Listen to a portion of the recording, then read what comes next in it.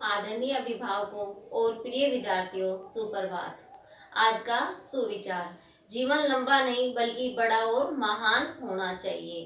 दोबारा से सुविचार सुनिए, जीवन लंबा नहीं बल्कि बड़ा और महान होना चाहिए। तो प्रिय विद्यार्थियों, मुझे उम्मीद है कि आप अपने घर पर अपने परिवार के साथ खुश होंगे और अच्छे से अपना काम भी कर रहे होंगे। बेटे ऐसे ही अपना काम करते रहिए।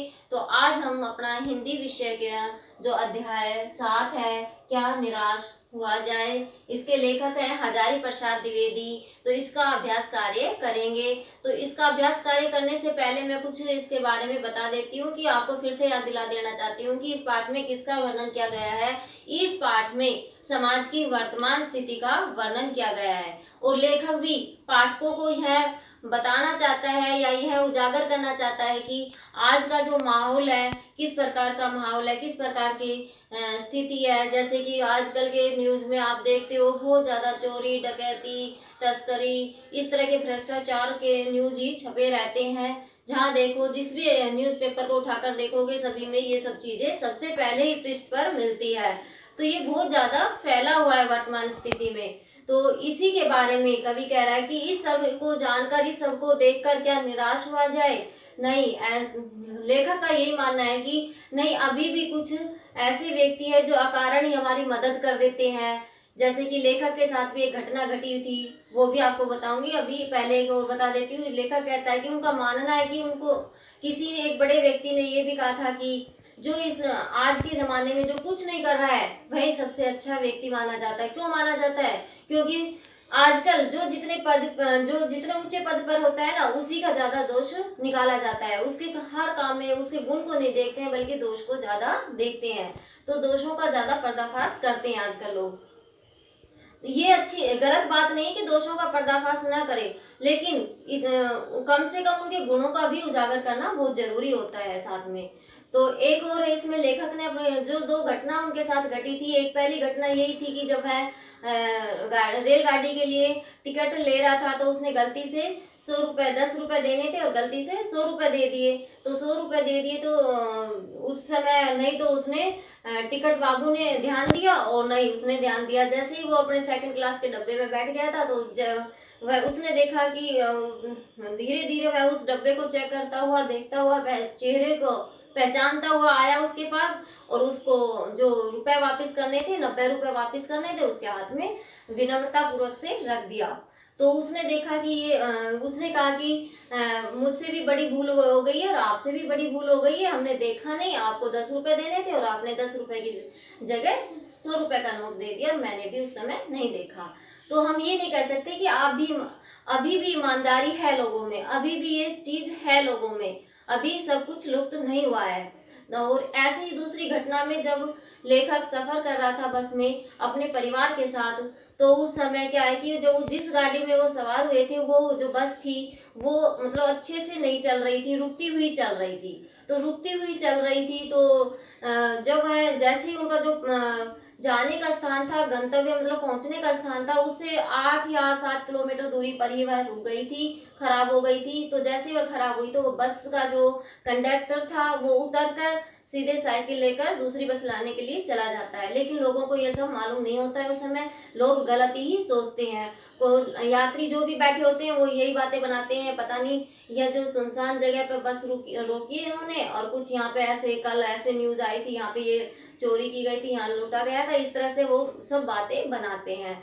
लेकिन फिर क्या करते हैं, वो सब बातें बनाकर फिर जैसे ड्राइवर जो सबकी नजर ड्राइवर पर ही रहती है और वो ड्राइवर को घेर कर खड़े हो जाते हैं। तो जो ड्राइवर होता है वो लेखक को एक कातर भरी नजर से देखता है कि और उसको कहता है कि शायद ये लोग मुझे अब मारेंगे पीटेंगे और मुझे आप तो आप मुझे इनसे छुड़ा लीजिए। अब इनको बताइए कि हम गलत नहीं कर रहे हैं। एक तरह से वो यही कहना चाहता है।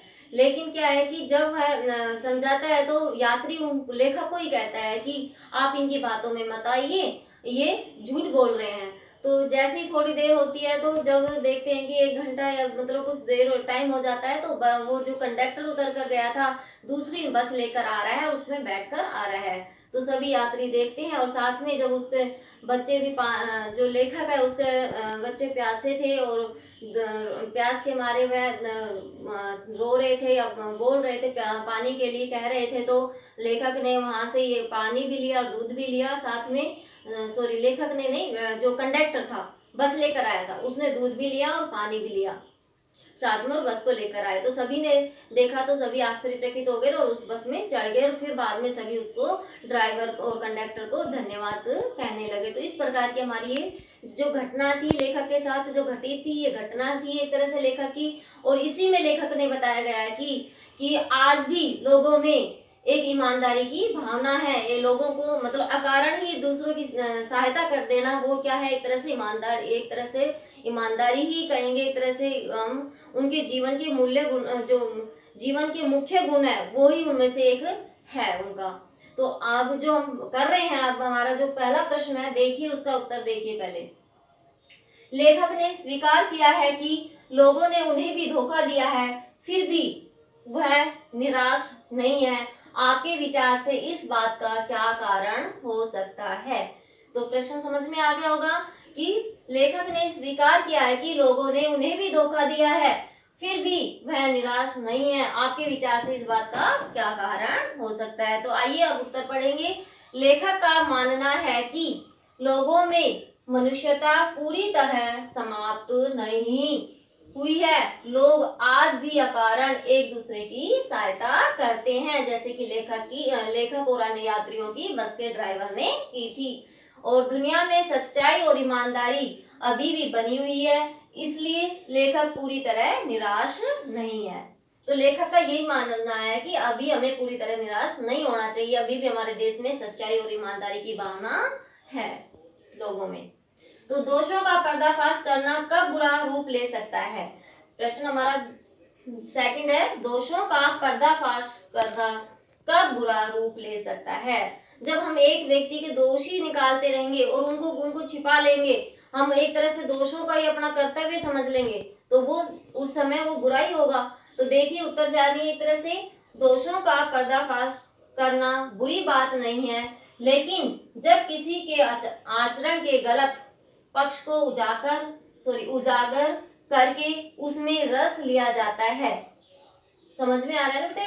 रस लिया जाता है और दोषों को उजागर करना अपना कर्तव्य मान लिया जाता है, तब वह स्थिति बिगड़ सकती है। कहने का अर्थ यही कि सिर्फ उनके दोषों को ही उजागर किया जाए और उन्हें अपने अपने आचरण में उनका एक तरह से कर्तव्य ही मान लिया जाए, उनका गलत आचरण का ही उजागर किया जाए, तो वो स्थिति बिगड़ सकती है, उस समय स्थिति बिगड़ सकती है।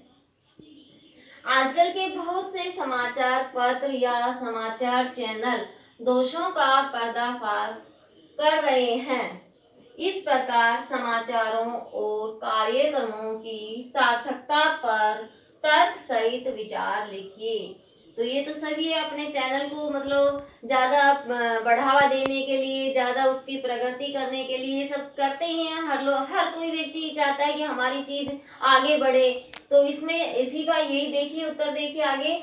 हमारे विचार से आजकल के बहुत से समाचार पत्र या समाचार चैनल दोषों का पर्दाफाश केवल अपने समाचार पत्रों व समाचार चैनलों को प्रकाश में लाने व उन्हें प्रगति देने के लिए करते हैं। उनका इसके अलावा और कोई उद्देश्य नहीं होता। तो हर कोई व्यक्ति का यही उद्देश्य हो जाता है कि अपनी चीज को बढ़ावा देने के लिए। तो इसमें इसी का ही वर्णन है। तो प्रिय विद्यार्थियों, ये हमारे पाठ से संबंधित प्रश्न उत्तर थे और आपको ये समझ में भी आ गए होंगे। अच्छे से सुंदर लेख में आपको ये सब करना है। धन्यवाद।